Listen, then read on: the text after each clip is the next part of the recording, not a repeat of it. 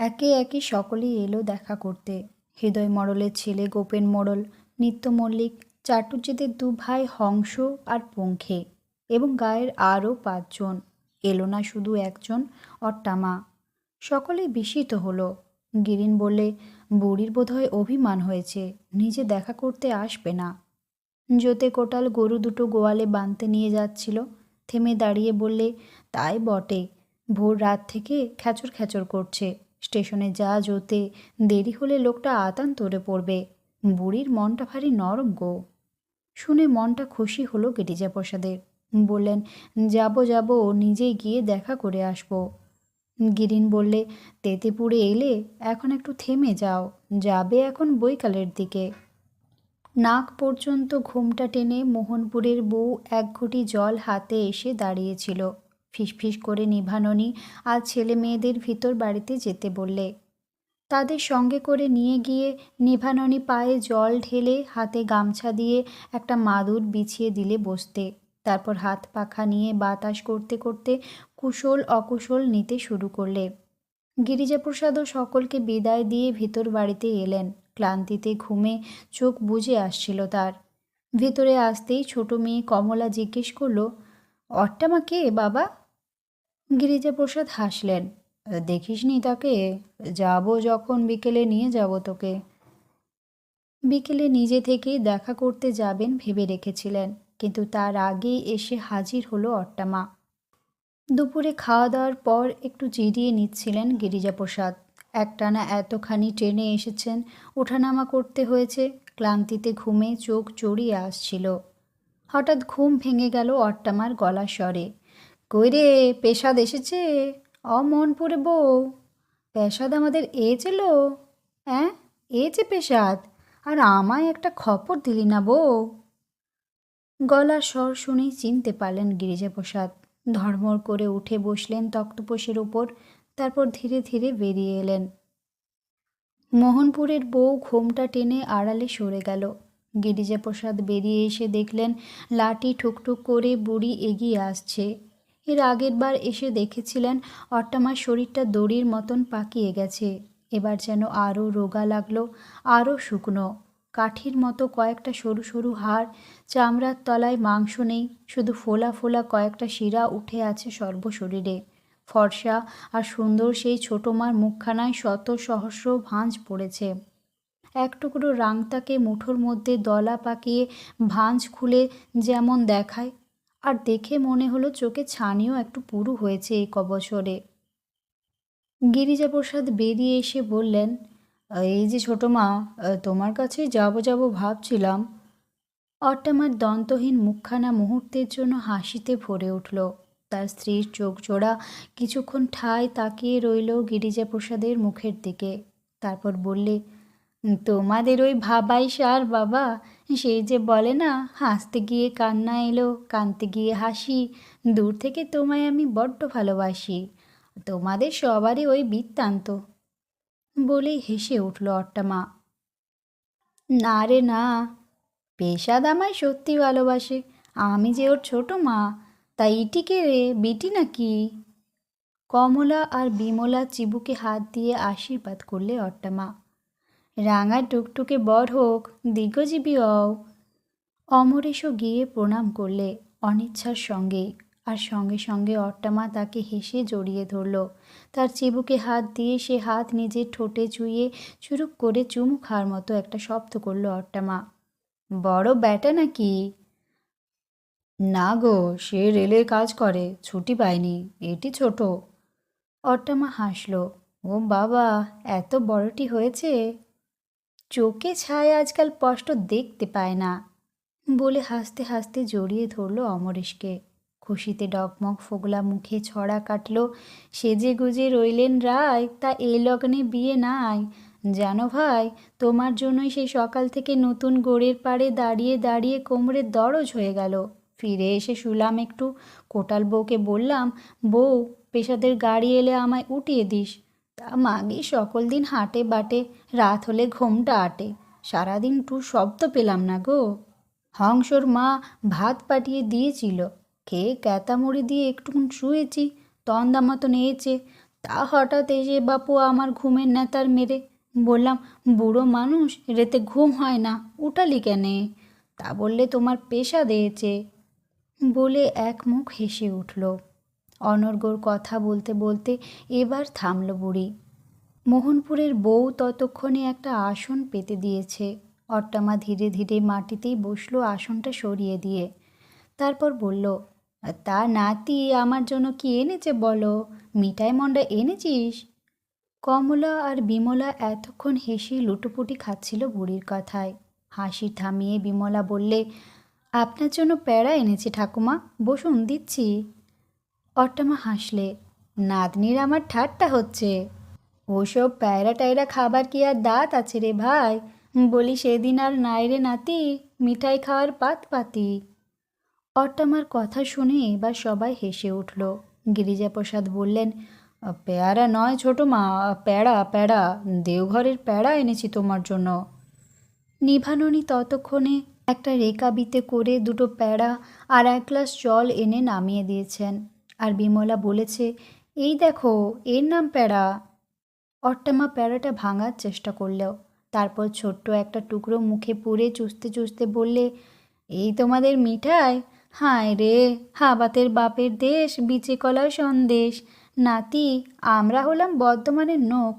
রাজা ছিলেন শীতেনাথ রায়, নিকুঞ্জ ময়রাকে ডেকে বললেন, সব মিঠাই খেয়েছি, নতুন কিছু খাওয়াও। তা নিকুঞ্জ ময়রা এনে দিলে মিঠাই, বললে, আপনার নামে নাম দিয়েছি শীতে বোক। রাজা বললে, বোক কোথায়? এ তো আলো চালের ভাত। এদেশের নোক রাজাকে বোকা বানায়, বুঝলে নাতি? এ তোমাদের কাশির চিনির কদমা কি আমাদের মুখে রোচে? গিরিজাপ্রসাদ হেসে সায় দিলেন, বললেন, তারপর তোমার শ্যাকটিগড়ের লংচা? অট্টামা খুশিতে মাথা নাড়লে, যা বলেছিস, কালনার ভঞ্জ খোড়া ছিল মানুষটা, লোকে বলতো ল্যাংচা। তা এমন জিনিস বানালে তার নামেই নাম হয়ে গেল ল্যাংচা। মিঠাই মন্ডা আমাদের শেখাস না রে, যাস আমার ঘরে, সিঁড়ির নাড়ু আছে দেব। তোদের এই বিলিতি মন্ডার চেয়ে ভালো, মুখে নিতে না দিতে মোয়ার মতো বিলিয়ে যাবে। বলে লাঠিটা কুড়িয়ে নিয়ে উঠতে গেল অট্টামা। কমলা বিমলা বুড়িকে টেনে বসালো। উঠছ কেন ঠাকুমা? বসো, একটু গপ্প করি। বুড়ি হাসল, ঠাকমা নয় লো, ঠাকমা নয়, বল অট্টামা। তোদের খুড়োও বলে অট্টামা, তোদের বেটা বেটি হলেও বলবে অট্টামা। শুধু তোর বাপের কাছে আমি ছোট মাম। কি বলো পেশাদ? বলে আবার বসে পড়ল। বললে, অষ্টমঙ্গলার দিন ছিলাম এ পৃথিবীতে, তাই নাম হয়েছিল অষ্টভুজা। মা ডাকতো অষ্টা বলে। তা শ্বশুরবাড়ি যখন ভরভরাট, গন্ডা গন্ডা বউ ভাই ভাইয়াদের নিয়ে 3 বউ ভাসুরের এক হাঁড়িতে রান্না। তা ভাসুরপোকে কোলে পিঠে মানুষ করেছি তখন, সবার দেখা দেখি সেও ডাকতো অষ্টামা বলে। অষ্টা তো বেরোতো না, 3 বছর বয়স তখন কৈলেশের, তাই ডাকতো অট্টামা বলে। সেই থেকে গা শুদ্ধ ডাকতে শুরু করলে অট্টামা। বলে ফোগলা মুখের মাড়ি বের করে হিহি করে হাসল বুড়ি। তারপর হঠাৎ গম্ভীর হয়ে গেল অট্টামা, চোখ ছলছল করে উঠল। কাঁদতে কাঁদতে বললে, সেই কৈলেশেরা এখন 2টি ভাত দেয় না, সব সম্পত্তি ন্যাকাপড়া করে দিলাম ওদের, কত যত্ন আত্তি করতো তখন বউরা। এখন কেউ খোঁজ খবরও নেয় না দিদি। হংসর মা 2টি ভাত পাঠিয়ে দেয়, তবে দুবেলা অন্নাহার হয়। এমনি অনর্গল সব কথা বলে যায়, কখনো খেদ, কখনো অভিযোগ, কখনো বা নিজের কপালকেই দোষ দেয়। তারপর যাবার সময় বলে, পেশাদ, সাঁঝবেলায় একবার যাবে বাবা, তোমার সঙ্গে আমার একটু পরামর্শ আছে। গিরিজাপ্রসাদ সায় দিয়ে বলেন, হ্যাঁ হ্যাঁ, যাবো বই কি। এসো ছেলে, আমি তোমার পথ চেয়ে থাকবো মানিক। বলে ঠুকঠুক করে লাঠি ঠুকতে ঠুকতে অট্টামা বেরিয়ে গেল। আর কমলা বিমলা নিভাননী সবাই হেসে উঠল। মোহনপুরের বউ কপাটের আড়ালে দাঁড়িয়ে মুখে কাপড় গুঁজে হাসল। ভাসুর রয়েছেন উঠোনে, হাসির শব্দ শুনতে পাবে যে। অট্টামার বাড়ি যাবার অনুরোধটা গিরিজাপ্রসাদ ভেবেছিলেন নেহাতি কথার কথা। কি আর পরামর্শ থাকতে পারে বুড়ির? সমস্ত সম্পত্তি ভাসুরের ছেলেদের নামে লেখাপড়া করে দিয়েছে। তারা এখন খোঁজ খবর নেয় না, স্টেশনে ধান চালের ব্যবসা করে আর বছরে দুবার ভাগে দেওয়া জমির ধান বেচে টাকা কটা নিয়ে যায়। এইসব অভিযোগ শোনাবার জন্যই হয়তো তাকে এত ডাকাডাকি। গিরিজাপ্রসাদ তাই ভেবেছিলেন, কিন্তু একবারও ভাবতে পারেনি অট্টামা এমন একটা অদ্ভুত অনুরোধ জানাবে, হাতে ধরে এমন একটা প্রতিশ্রুতি চেয়ে বসবে। অনুরোধটা শুনে চমকে উঠেছিলেন গিরিজাপ্রসাদ। সারা শরীর তার শিউরে উঠেছিল। এতদিন বাদে, এত বছর পরে এমনভাবে যে অকস্মাৎ অট্টামার জীবনের সব রহস্য তার চোখের সামনে উদ্ঘাটিত হয়ে যাবে ভাবতে পারেননি। ব্যথায় দুঃখে দু চোখ ছাপিয়ে জল এসেছিল তার। অট্টামার বাড়ির চৌকাঠ ডিঙিয়ে বাড়ির জরাজীর্ণ অবস্থা দেখেও এত দুঃখ হয়নি, তবে মনে মনে কষ্ট পেয়েছিলেন। চৌকাঠ পার হয়েই সারা শরীর রিরি করে উঠেছিল একটা বিশ্রী দুর্গন্ধে।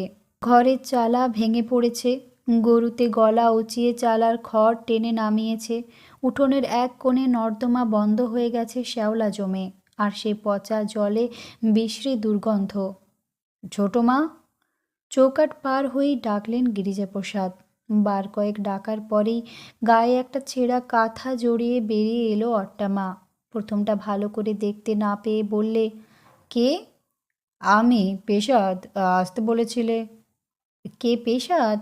আয় বাবা আয়, ঘরে আয়, বলে গিরিজাপ্রসাদকে ডেকে নিয়ে ঘরের ভেতর বসালো অট্টামা।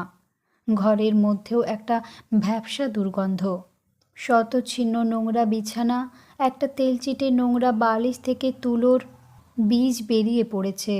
ছেঁড়া তোশকটা তেলে জলে শুকিয়ে শক্ত কাঠ হয়ে গিয়েছে। এককালে তার ওপর অনেক বাচ্চা ছেলে শোয়ানো হয়েছে তার চিহ্ন সর্বাঙ্গে। চারপাশে তাকিয়ে মনটা খারাপ হয়ে গেল গিরিজাপ্রসাদের। এই পরিবেশে, এই অন্ধকার দুর্গন্ধময় দারিদ্র্যের আর অবহেলার মধ্যে এক মুহূর্ত বসতেও যেন অসহ্য লাগে, কষ্ট হয়। তবু বিছানাটার একপাশে গিয়ে বসলেন গিরিজাপ্রসাদ, আর সঙ্গে সঙ্গে অট্টামা যেন তার আপ্যায়নের জন্য ব্যস্ত হয়ে উঠল। গিরিজাপ্রসাদকে কিভাবে খুশি করবে খুঁজে পাচ্ছে না যেন। বার কয়েক কৌশল্যার উদ্দেশ্যে ডাক দিল অট্টামা, ওলো ও বউ, বউ। কেউ সাড়া দিল না। সাড়া না পেয়ে নিজের মনেই বিড়বিড় করল অট্টামা। তারপর কুলুঙ্গি থেকে একটা কৌটো নামিয়ে তা থেকে 4টে সিঁড়ির নাড়ু বের করে একটা এনামেলের ডিশে রাখল। কি ভেবে দুটো আবার তুলে নিয়ে কৌটোর রেখে দুটো নাড়ু এনে রাখল গিরিজাপ্রসাদের সামনে। তারপর আবার হাঁক দিলে, বউ, ও বউ, কোথায় গেলিলো? জল দিয়ে যা না মা এক গ্লাস। গিরিজাপ্রসাদ অস্বস্তি বোধ করলেন, বললেন, থাক থাক, তুমি এত ব্যস্ত হইও না। তা বললে কি চলে পেশাদ? এক যুগ পরে এলে তুমি, দুটো নাড়ু আর এক গ্লাস জল বই তো কিছু দেবার মতো অবস্থা নাই বাবা, সেটুকুও দেব না? বলে নিজেই জল গড়িয়ে আনলে অনেক কষ্টে। সিঁড়ির নাড়ুতে কামড় দিতে দিতে গিরিজাপ্রসাদ গড়কানার চারপাশে তাকিয়ে দেখলেন, আপনা থেকেই একটা গভীর দীর্ঘ নিঃশ্বাস বেরিয়ে এলো তার বুক নিংড়ে। শৈশবে দেখা অট্টামা সেই রূপ আর ঐশ্বর্যের পাশে এ চেহারা, এ ছন্নছাড়া অবস্থা যেন কিছুই মিলিয়ে দেখতে পারছেন না। কিন্তু কি আশ্চর্য, অট্টামার চরিত্রটাও যেন বদলে গেছে বার্ধক্যের সঙ্গে সঙ্গে। সেই বিষণ্ণ করুণ থমথমে মুখখানা আজ কৌতুকে চপলতায় বুঝি হৃদয়ের রিক্ততাকেই লুকিয়ে রাখতে চাইছে। সেদিনে সেই ছোটো মা আর আজকের অট্টামার মধ্যে যেন কোনো মিল নেই। সেই ব্যথাম্লান মুখখানা কোথায় হারিয়ে গেছে? হারিয়ে গেছে নাকি তাকে লুকিয়ে রেখেছে অট্টামা? গিরিজাপ্রসাদের মনে হলো অদৃষ্ট। অদৃষ্ট ছাড়া বুঝি পথ নেই। শৈশবের সেই দিনগুলির কথা ভাবতে ভাবতে মুহূর্তের জন্য বুঝি অন্যমনস্ক হয়ে পড়েছিলেন গিরিজাপ্রসাদ। তন্ময়তা ভাঙল অট্টামার কথায়। অট্টামা হঠাৎ বললে, আর দুটো নাড়ু দেব বাবা? গিরিজাপ্রসাদ মাথা নাড়লেন, আর অট্টামা ছটপট করল, যেন কিভাবে খুশি করবে গিরিজাপ্রসাদকে, কিভাবে আপ্যায়ন করবে খুঁজে পাচ্ছে না। অট্টামা কিছুক্ষণ চুপ করে রইল, তারপর কি যেন ভাবল মনে মনে, বলে, ওই মোড়কটা নামাতে পারবি পেশাদ? গিরিজাপ্রসাদ তাকিয়ে দেখলেন, এক পাশে একটা মাচার মতো, তার উপর শাড়ির পাড় দিয়ে বাঁধা একটা মোড়ক। গিরিজাপ্রসাদ নামিয়ে দিলেন মোড়কটা। সঙ্গে সঙ্গে এক রাশ আরশোলা ছড়িয়ে পড়ল ঘরের মধ্যে। ধুলো ঝেড়ে সেটা খুলতে চেষ্টা করলো অট্টামা, পারল না। গিরিজাপ্রসাদ নিজেই খুলে দিলেন, বললেন, এ তো বই দেখছি, সব উইয়ে খেয়ে দিয়েছে, কি হবে এসব? নেড়ে চেড়ে বইগুলো দেখতে শুরু করলেন গিরিজাপ্রসাদ। কাগজগুলো লাল হয়ে গেছে, নাড়তে চাড়তে গেলেই ছিঁড়ে যায়, আর সবই উইয়ে খেয়ে শেষ করে দিয়েছে। গিরিজাপ্রসাদ উল্টে পাল্টে দেখলেন তাদের ছোটবেলাকার স্কুলের বই খান কয়েক।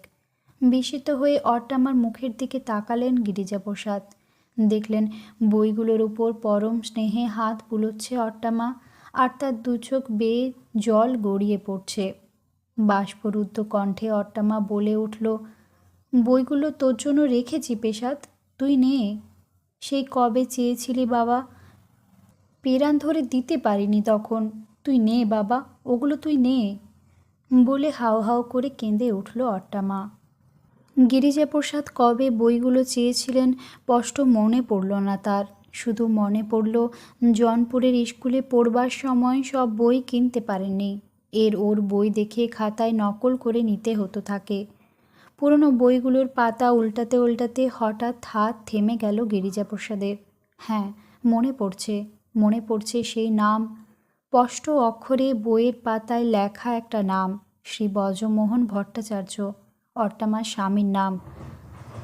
অট্টামা চোখ মুছে বললে, তুই নেই বাবা, তোর জন্যই রেখেছি এতদিন। অতি দুঃখের মধ্যেও হাসি পেল গিরিজাপ্রসাদের। বললেন, ও বই নিয়ে আর কি হবে, আর আর দরকার নেই ওসবের।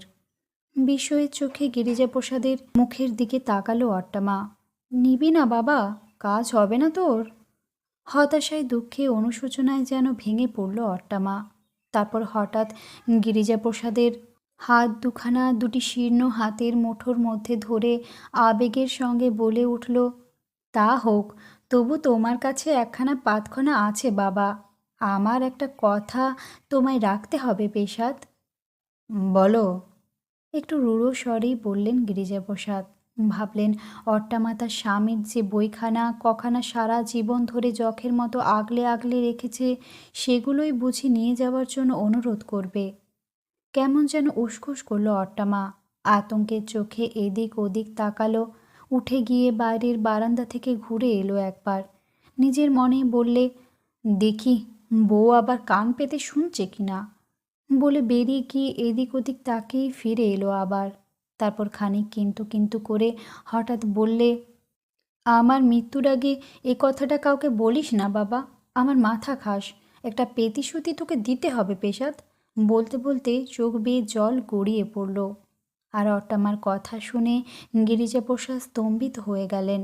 জীবনে কোনো দিন কল্পনাও করেননি অট্টামা তাকে এমন একটা অনুরোধ করে বসবে, এমন একটা অবিশ্বাস্য অনুরোধ। থরথর করে কাঁপতে কাঁপতে দু চোখ জলে ভাসিয়ে অট্টামা গিরিজাপ্রসাদের হাত দুখানা ধরে বললে, তুই আমায় কথা দে পেশাদ, আমি মলে আমায় গোড় দিবি তোরা, কলকাতায় নিয়ে নিয়ে গোড় দিবি আমায়। চমকে উঠলেন গিরিজাপ্রসাদ, সারা শরীরে তার শিহরণ খেলে গেল। পেশাদ নয় গিরি, তুমি আমাকে পেশাদ বলো কেন গো? তোর নাম ওইবালা যে শাশুড়ির নাম ছিল বলতে নেই? গিরিবালা? হি হি করে হেসে উঠল গিরি। বারে, আর তা বলে আমার নামটা বদলে দেবে? বেশ, আমিও তোমাকে অট্টামা বলবো না। কি বলবি তাহলে? ছোটো মা। ছোটো মা কবে থেকে অন্য সকলের কাছে অট্টামা হয়ে গেছে মনে পড়ে না, শুধু মনে পড়ে লক্ষ্মী ঠাকুরুনের মতো সেই সুন্দর মুখখানা, নাকে মুক্তোর নাকছাবি, ডিমের মতো মুখ, সোনায় মাজা রং, যেমন দীর্ঘাঙ্গী তেমনি নিটোল আটসাট শরীর, একরাশ কোকড়া কোকড়া চুলে সারা পিঠ ঢেকে থাকে, কপালে ডগডগে সিঁদুরের ফোঁটা, সিঁথিতে চওড়া সিঁদুর, ফর্সা সুডোল হাতে মোটা মোটা কয়েক গাছা চুড়ি রুলির পাশে সাদা শাখা। কিন্তু এত রূপ আর ঐশ্বর্যের ভেতর থেকেও আসল রূপটা উকি দিত, চোখে পড়ত একখানা থমথমে বিষাদ ক্লিষ্ট মুখ, বড় বড় সুন্দর দুটি চোখ, চোখের পাতা, কিন্তু মনে হতো পদ্মের পাপড়ি থেকে যেমন শিশির ঝরে পড়ে তেমনি একটু নাড়া দিলেই যেন ও চোখ দুটি থেকেও জল ঝরে পড়বে। ওই চোখেও একদিন তৃপ্তির হাসি দেখেছিল গিরিজা। নতুন রেল খুলেছে তখন ছোট লাইনের। সন্ধ্যের সময় ট্রেন যেত বাঁশি বাজিয়ে, আর সেই বাঁশির আওয়াজ শোনবার জন্য উৎকর্ণ হয়ে থাকতো সবাই। দিনের বেলায় বাঁশি শোনা যেত না, কিন্তু চক্রাকারে চারপাশের পাঁচখানা গাকে বেড় দিয়ে ধিকি ধিকি করে যখন ট্রেন চলে যেত, দূর থেকে সেই কালো রেখাটা দেখে মনে হতো যেন একটা নুয়ে পড়া ডালের ওপর দিয়ে একটা শুঁয়োপোকা ধীরে ধীরে এগিয়ে চলেছে। শুঁয়োপোকার মতোই ধীর মন্থর গতি ছিল ট্রেনটার। ট্রেন নয়, যেন পরপর কয়েকটি দেশলাইয়ের বাক্স জুড়ে খেলাঘরের রেলগাড়ি বানিয়েছে কেউ। ওই রেললাইন ধরেই স্কুলে যেত গিরিজা, আরও 5টা গাঁয়ের ছেলে, সব মিলে গুটি 10-12। দুকোশ দূরে জনপুরের স্কুল, ও তল্লাটে তখন ওই একটাই স্কুল। ডাকঘরও ওই জনপুরে। প্রতিদিন স্কুলে যাবার আগে কেউ না কেউ একটা কিছু ফরমাশ করত। একটা তামার পয়সা দিয়ে বলতো, আমাকে একখানা পোস্টকার্ড এনে দিবি বাবা। কেউ বা বলতো, জামাই আসবে, আধবো পটল এনে দিস গিরি। ফেরার পথে গায়ে টিউবওয়েল তখনও হয়নি। খাবার জলের পুকুর ছিল অমিত্তি। পুকুরের নাম অমৃত। লোকের মুখে মুখে নাম হয়েছিল অমিত্তি। কাচের মতো স্বচ্ছ জল, কাদা নেই এক রত্তি, বালি চিকচিক করে জলের তলায়, আর পুকুর ভর্তি পানি ফল। লোকে বলতো পায় ফল। পানি ফলের লতার চারপাশে জোক আর জোক। অমিতির ডাঙা পার হয়ে আল ধরে ধরে আধক্রোশ পথ পার হয়ে রেল লাইন অবধি যেত গিরিজা। আশপাশের গা থেকে 12-10 ছেলে এসে জুটত। বই খাতা হাতে নিয়ে রেল লাইনের ছোট ছোট কাঠের স্লিপারগুলোর উপর দিয়ে লাফাতে লাফাতে স্কুলে যেত সব দল বেঁধে। কাঁচি সিগারেটের টিনে হাতল লাগানো একটা বাস্ক ছিল গিরিজার। তার ভেতর থাকতো বই খাতা। বাস্কটা হাতে নিয়ে অমিতির ডাঙায় এসে বংশীকে খুঁজত সে। কোনো দিন খুঁজতে হতো না, আগে থেকেই তৈরি থাকতো বংশী। সাঁতরে গিয়ে অমিত্তি থেকে পাইফল তুলে আনতো। হাত পায়ে যোগ ছাড়াতে ছাড়াতে পানি ফলগুলো গিরিজাকে দিয়ে বলতো, টিফিন খাবে, নিয়ে যাও গিরিদাদা। কোনো দিন পদ্ম বীজ এনে দিত। বলতো, তোমায় রোজ রোজ পদ্মের টাটি এনে দিচ্ছি গিরিদাদা, পদ্মর বই কিন্তু দিতে হবে আমায়।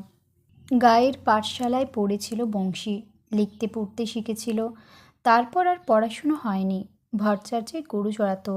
কিন্তু পদ্মর বইয়ের উপর ভারী লোভ ছিল তার। গিরিজার সমবয়সী ছিল বংশী, কিন্তু নিজে কোটালদের ছেলে বলে রায়বাড়ির ছেলেকে সম্মান করে বলতো গিরিদাদা। গায়ের উত্তরে ছিল কোটালপাড়া। এককালে হয়তো চৌকিদারের কাজ করতো ওরা, অর্থাৎ গ্রামরক্ষীর। তাই জাতেও ছিল কোটাল। চাকরান জমি ছিল সবারই, চাষবাস করত, আবার মনীষ মাহিন্দারের কাজও করত। কিন্তু অন্য সব ছোট জাতের তুলনাতেই নয়, বামন কায়েতদের তুলনাতেও অনেক বেশি ছিমছাম পরিষ্কার পরিচ্ছন্ন থাকতো কোটালরা। আর স্বাস্থ্য ছিল দেখবার মতো।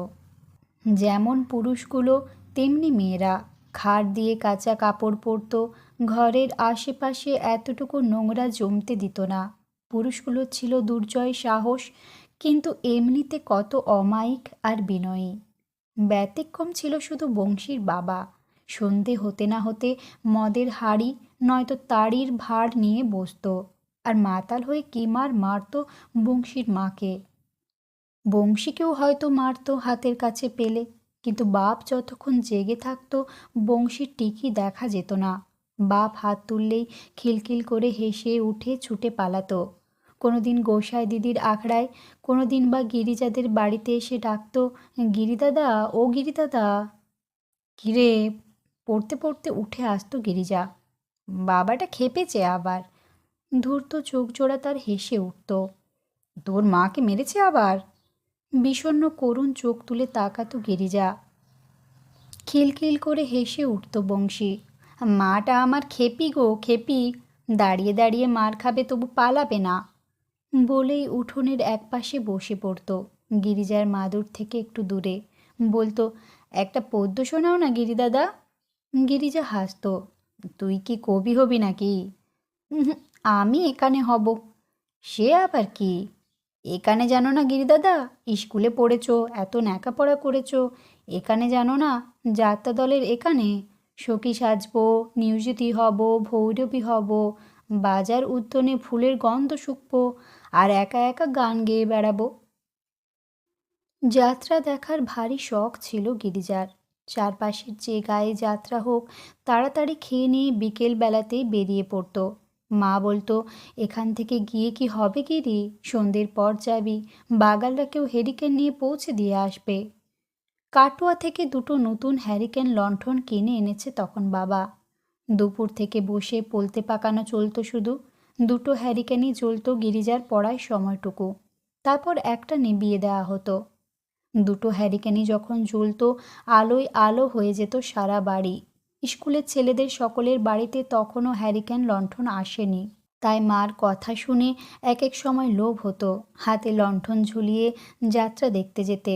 কিন্তু অত দেরিতে গেলে কি সামনের সারিতে বসতে পাবে? না, দরকার নেই যাত্রার আসরে লণ্ঠন দেখিয়ে। বিকেল বেলাতেই এক ফাঁকে পালাতো বংশী আর গিরিজা। আসরের চারপাশে কার্বাইডের আলো আর বাঁশের খুঁটিতে দু চারটে লণ্ঠন, চারিদিকে লোক গিজগিজ করছে। নিমাই সন্ন্যাস পালা, সতীর জয় পালা, আরও কত পালা হতো। নিমাই সন্ন্যাস পালা দেখতে গিয়েছে একদিন, মুগ্ধ হয়ে শুনছে গিরিজা আর বংশী। বসেছে একেবারে আসরের বাঁশ ছুঁয়ে। দুজনেরই চোখই ঝাপসা হয়ে গেছে সচী মাতার দুঃখে।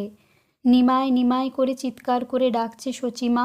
মেয়েরা সব চোখে আঁচল ঘষছে, পুরুষের দল চোখের জল মুছছে কোচার খুঁটে। একটু আগে যে খিদেই পেট চিনচিন করছিল, গিরিজা বলছিল, চল বংশী, এক পয়সার বোমা নিয়ে আসি। আর বংশী বলছিল, দাঁড়াও না গিরিদাদা, নিমাইয়ের গানটা শুনেই যাবক্ষণ। সেসব কথা ভুলে গিয়েছিল দুজনেই। যাত্রা দেখতে দেখতে যেন অন্য এক রাজত্বে চলে গিয়েছিল। হঠাৎ কাঁধে হাত রেখে কে যেন ডাকলো পিছন থেকে। চমকে ফিরে তাকালো গিরিজা। লোকটা বললে, তোমাদের ডাকছেন গো হৈবষ্টমী, বলে আঙুল দেখালে মেয়েদের দিকে। গিরিজা দেখলে গোসাই দিদি ডাকছে। গোসাই দিদিকে হঠাৎ এই ভিন গায়ের অচেনা লোকের ভিড়ের মধ্যে দেখতে পেয়ে কি যে ভালো লাগলো গিরিজার। মাকে দেখলেও বুঝি এত আশ্বস্ত হতো না। দুজনে উঠে গেল পাশের লোককে জায়গা রাখতে বলে। গিরিজা গিয়ে হাসি হাসি মুখে বললে, গোসাই দিদি তুমি? গোসাই দিদি হাসলে, তোমরা আসবে মানিক, বলনি কেনে, নিয়ে আসতাম যে সঙ্গে করে। গিরিজা হাসলো লাজুক লাজুক মুখ করে। গোসাই দিদি বললে, রাত দুপোহর হলো, খিদে লাগেনি গোপাল? বংশী হাসলো, পায় নাই আবার, পেট জ্বলে যাচ্ছে গো। গোসাই দিদি বললে, কি করি বলো তো তোমাদের নিয়ে, 3 কোষ পথ ভেঙে এসো, মা খাবার দিয়ে দেয় নাই গোপাল, বলে বংশীকে বুকে জড়িয়ে ধরল। বংশীকে খুব ভালোবাসতো গোসাই দিদি। বংশী হেসে বললে, তুমি এসে যখন খিদের আবার ভাবনা, তোমার বোনের আগড়ায় নিয়ে চলো কেনে? ও মা গো, কি কথা ছেলের, শুনলে যে তোমার বাবা আমাকে গা ছাড়া করবে গোপাল।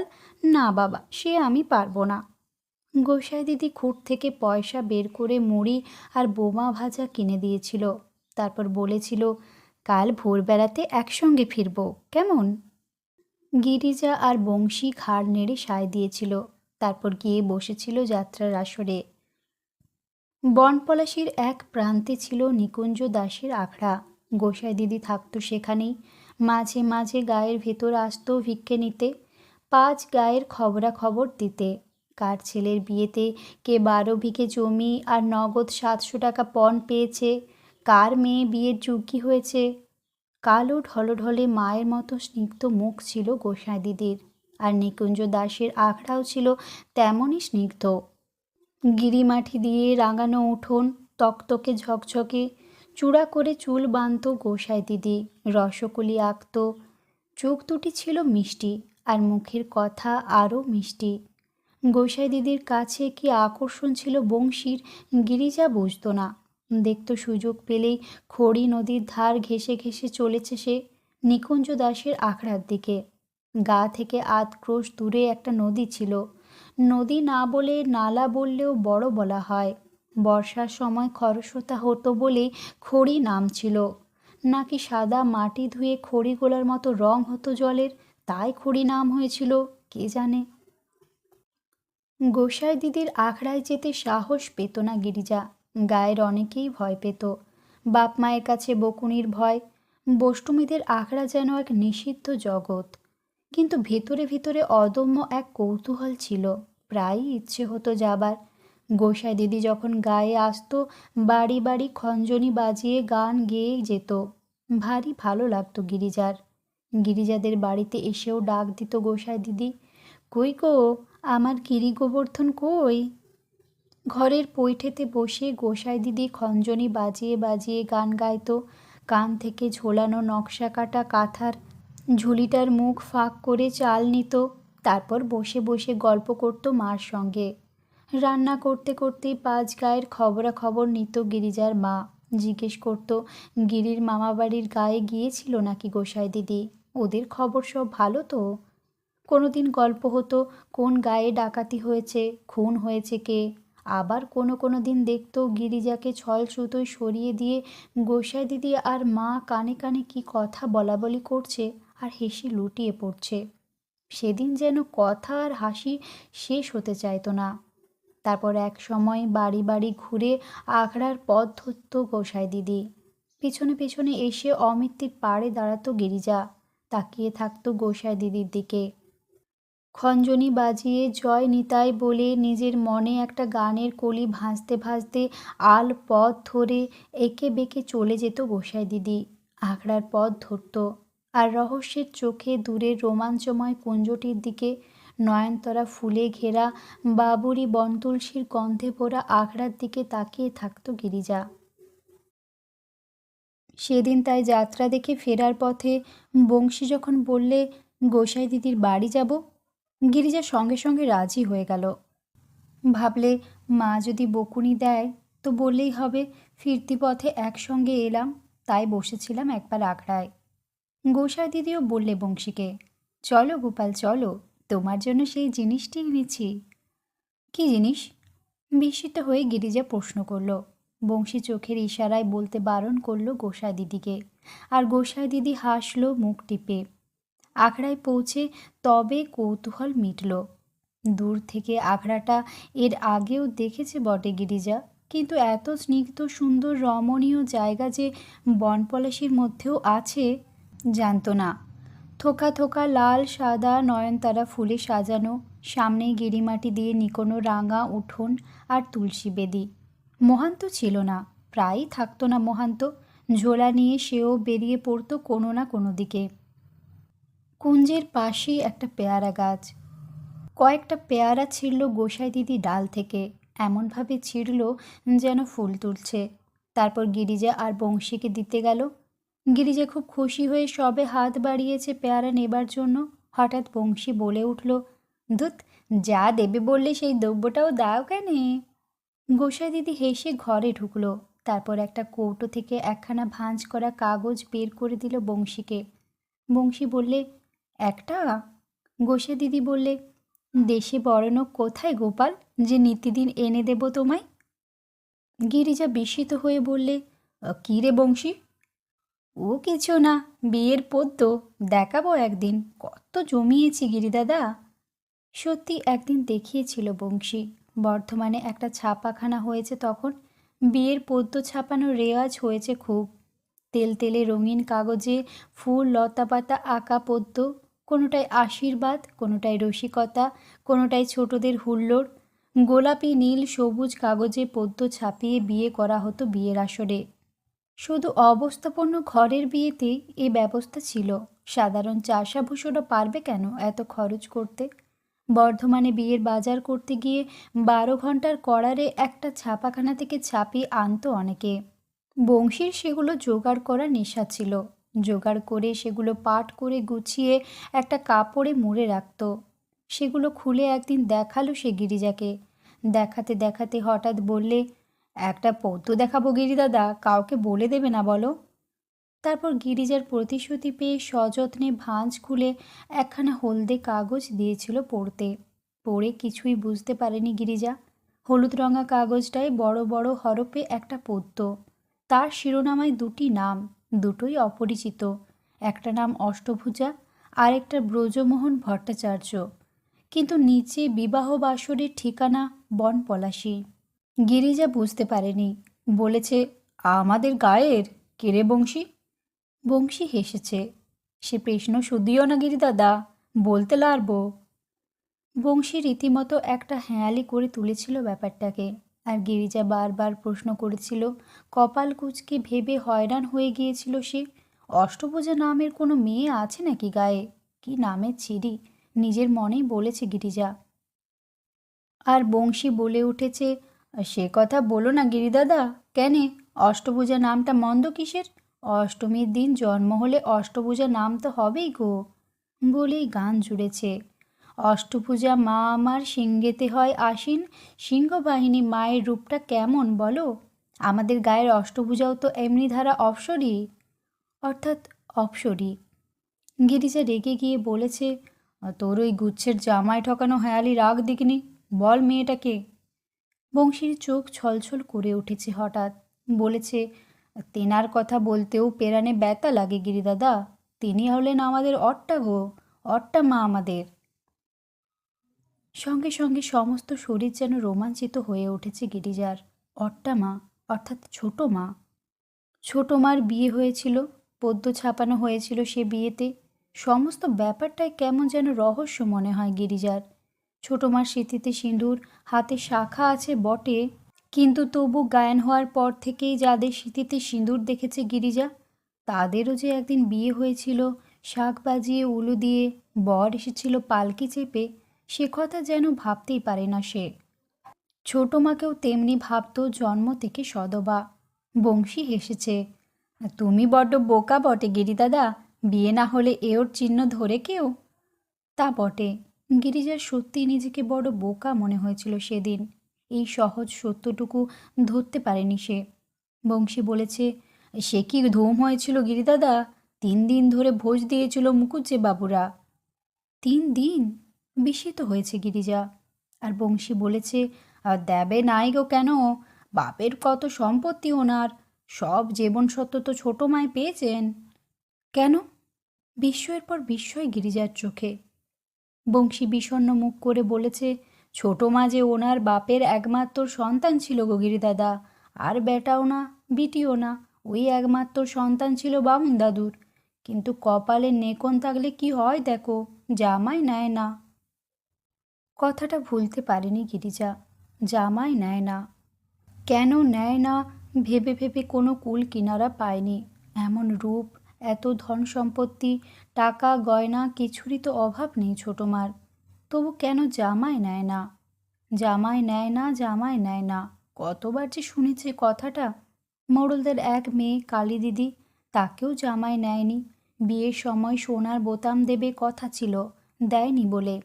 দত্তদের হেম দিদিকেও জামাই নেয়নি, কি রোগ আছে বলে। কিন্তু ছোট মা, তাকে কেন জামাই নেয়নি? অত বিদ্বান বুদ্ধিমান জামাই, জনপুরের স্কুল থেকে বৃত্তি পেয়েছিল, জলপানি পেয়ে পাশ করেছিল, তারপর কলকাতায় গিয়েছিল পড়তে। এমন জামাই কেন নেয় না তার বউকে? আর গায়েই বা আসে না কেন সে? কতদিন সে কথা ভেবেছে গিরিজা, কত কি কল্পনা করেছে, তবু মনের মতো উত্তর খুঁজে পায়নি। অমৃতের পাশ দিয়ে স্কুলে যাচ্ছে সেদিন গিরিজা। বংশী গরু চড়াচ্ছে পাশের ডাঙায়। প্রতিদিনের মতো পাইফল কটা বংশীর কাছ থেকে নিয়ে চলে যাবে রেল লাইনের দিকে, তাই বংশীকে ডাকতে যাচ্ছিল গিরিজা। হঠাৎ পেছন থেকে কে ডাকলে, পেশাদ, ও পেশাদ। চমকে ফিরে তাকালো গিরিজা। ছোট মা? বিস্ময়ের শেষ ছিল না সেদিন। ছোট মাকে কোনোদিন ও কলসি কাঁখে নিয়ে এমন একা একা দেখেনি অমিত্রের পাড়ে। ছোট মা ঠোঁটের উপর আড়াআড়ি করে একটা আঙুলে রেখে চুপ করতে বললে, তারপর ইশারায় কাছে ডাকলে, বললে, আমার একটা কাজ করে দিবি পেশাদ? সম্মোহিত মুগ্ধ দুটি চোখ মেলে ঘাড় কাত করলে গিরিজা। ছোট মা বললে, বলে দিবি না তো বাবা, দেখিস কেউ যেন জানতে না পারে। গিরিজা সজোরে মাথা নাড়ল, বলে, না না, কখনো না। এবার ধীরে ধীরে বুকে লুকোনো একখানা নীল খাম বের করলে ছোট মা। বললে, এই চিঠিখানা জনপুরের ডাকবাক্সে ফেলে দিবি বাবা, কেউ যেন জানতে না পারে। হাত বাড়িয়ে খামটা নিল গিরিজা। বললে, না না, কেউ জানবে না। কোথায় ফেলতে হয় তুই জানিস তো? গিরিজা হাসল। তা আবার জানি না ছোটো মা, ডাকঘরের বারান্দায় একটা গোল মতো লাল রঙের বাস্ক আছে, কত পোস্ট কার্ড খাম ফেলেছি, ঠিক চলে যাবে দেখো। ছোটো মা আবার সাবধান করে দিয়েছে, লুকিয়ে রাখ বাবা, দেখিস কেউ যেন জানতে না পারে। বলেই দ্রুত পায়ে সেখান থেকে সরে গিয়ে বাড়ির পথ ধরেছে ছোটো মা, আর মাঝে মাঝে ফিরে তাকিয়ে দেখছে। ছুট ছুট গিরিজা তখন ছুটে চলেছে আল ধরে রেললাইনের দিকে। রেললাইনের ধারে পৌঁছে তবে হাঁপাতে হাঁপাতে এপাশ ওপাশ তাকিয়ে দেখেছে। তারপর চুপি চুপি বের করেছে নীল রঙের খামখানা। খামের নীল রঙটা লালচে হয়ে গেছে কোথাও কোথাও, যেন অনেক কাল ধরে তোরঙ্গের নিচে পড়েছিল। কিন্তু নাম ঠিকানা দেখেই চমকে উঠেছে গিরিজা। ব্রজমোহন ভট্টাচার্য নামটা মনে পড়তেই সারা শরীর শিউরে উঠেছে। স্পষ্ট সুন্দর অক্ষরে নাম ঠিকানা লেখা, শুধু নামের পরে সেই চরণ কমলেশু পাঠটুকু আঁকাবাঁকা অক্ষরে, আর নামের আগে শ্রীযুক্ত বাবু পাঠটুকুও দেখে গিরিজা বুঝতে পেরেছে এ দুটো ছোটমার হাতে লেখা। গায়ের সকলেই ওকে চিঠি ফেলতে দিত, জনপুর ছাড়া কাছাকাছি আর কোথাও তখন ডাকঘর ছিল না।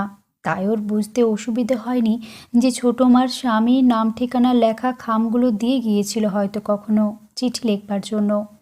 কিন্তু বিস্ময় সেজন্য নয়, বিস্ময় ছোটো মা তার স্বামীকে চিঠি লিখছে বলে। এর চেয়ে আশ্চর্য হবার মতো ঘটনা যেন তার জীবনে আর কখনো ঘটেনি। শাড়ি গয়না সিঁদুরে সধবার মতোই থাকতো বটে ছোটো মা, কিন্তু স্বামী যখন তাকে নেয় না, তখন তাকে কেন চিঠি লিখছে ছোটো মা, সে রহস্যের কোনো চাবি খুঁজে পায়নি গিরিজা। খুঁজে পায়নি স্বামীকে চিঠি লিখতেও এত ভয় কেন ছোটো মার। চিঠিটা দেবার সময় চোখে মুখে তার এমন আতঙ্ক দেখা দিয়েছিল কেন?